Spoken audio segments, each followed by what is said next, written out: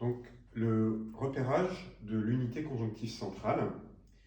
Cette unité conjonctive centrale, elle démarre au niveau de l'étage moyen de la base du crâne. Donc, en arrière du massif facial, on va retrouver au niveau de la région cervicale la gaine viscérale du cou.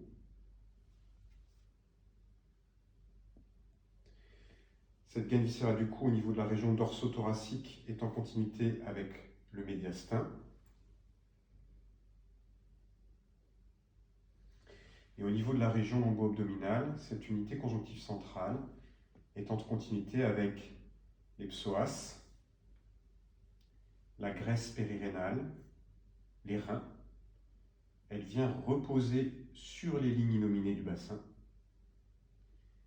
Et elle comprend en son sein l'aorte, la veine cave inférieure, avec les deux artères iliaques primitives et veines iliaques primitives. Donc ça, c'était vu de face, la même chose de profil. On retrouve l'unité conjonctive centrale en arrière du massif facial, la gaine viscérale du cou, le médiastin jusqu'au centre phrénique et les psoas qui viennent reposer sur la ligne innominée du bassin. De dos. On peut faire une observation statique et de dos de cette unité conjonctive centrale. Et donc parfois on pourra observer des déviations.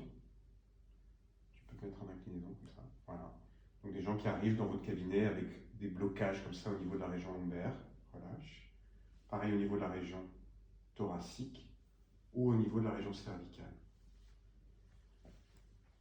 Tu te mets de face.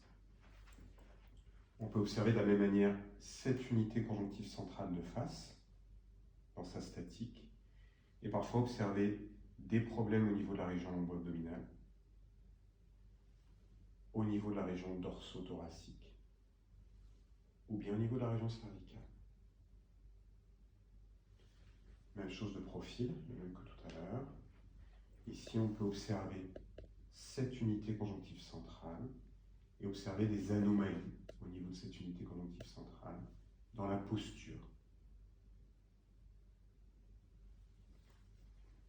De même, on peut faire une observation dynamique de cette unité conjonctive centrale en flexion. Penche-toi en avant, on va toucher tes pieds.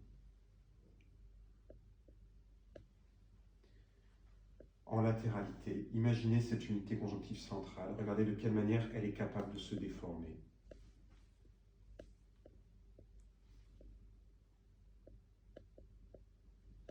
Pareil de face. Vous essayez de faire une représentation mentale de cette unité conjonctive centrale et regardez de quelle manière, notamment dans les latéralités, elle est capable de se déformer d'un côté ou de l'autre. Dernière pratique sur cette unité conjonctive centrale, un test d'écoute. Donc notre intention est d'aller voir s'il y a une déformation quelque part à l'intérieur de cette unité conjonctive centrale. On se fait une représentation mentale de cette unité conjonctive centrale, gaine viscérale du cou au niveau cervical, médiastin au niveau thoracique, les psoas au niveau de la région lombo-abdominale.